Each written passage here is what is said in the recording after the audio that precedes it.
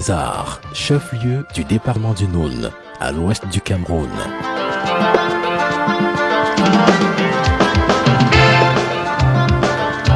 Localité cosmopolite et séculaire au dynamisme de la population avérée et à la vitalité culturelle visible. Fouman, berceau d'une grande civilisation, terre du Ngoun, grande journée traditionnelle, culturelle et économique du peuple Bamoun. Le Ngoun rassemble depuis l'an 1395 les descendants d'une Charéenne autour des valeurs de paix, de démocratie, de préservation des acquis et surtout de solidarité. L'histoire remonte vers les années 1390 à la suite d'une dispute sur fond de succession. 3 enfants du roi Tikar et leurs serviteurs s'enfuirent du palais Bankim sur les plaines Tikar à la recherche d'une terre propice. L'aîné de ces enfants s'appelait Charéen. Il était suivi par son frère qu'on appelait Morumta et une sœur qui s'appelait Ngwasso. Les 3 vont décider de partir. L'aventure entamée, les 3 princes évoluent ensemble jusqu'à ce qu'ils arrivent à la rivière Mapé.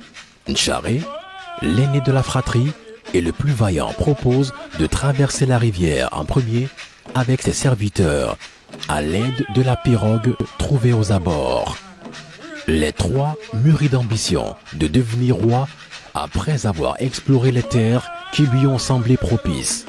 Ncharé décida de casser la barque pour empêcher ses autres frères de traverser, acte qui sera à l'origine de la naissance de plusieurs peuples repartis dans 3 régions du Cameroun, à savoir le centre, le nord-ouest et l'ouest.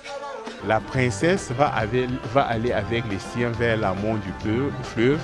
Elle va aller se battre et elle ira fonder le peuple Banso dans l'actuel nord-ouest Cameroun.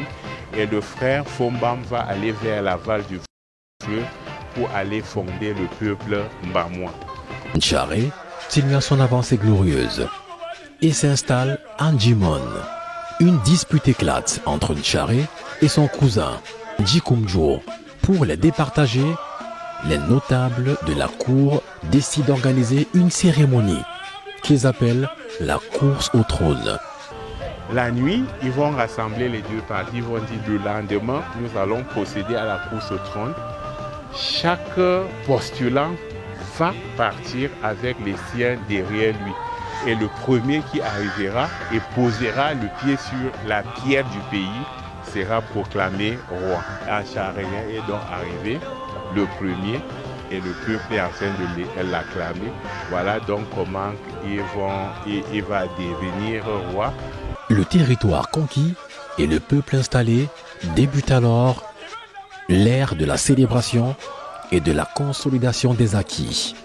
À ce moment, le Ngoun sort des fonds baptismaux pour rassembler le peuple Bamoun autour du pouvoir sacré du Mfon.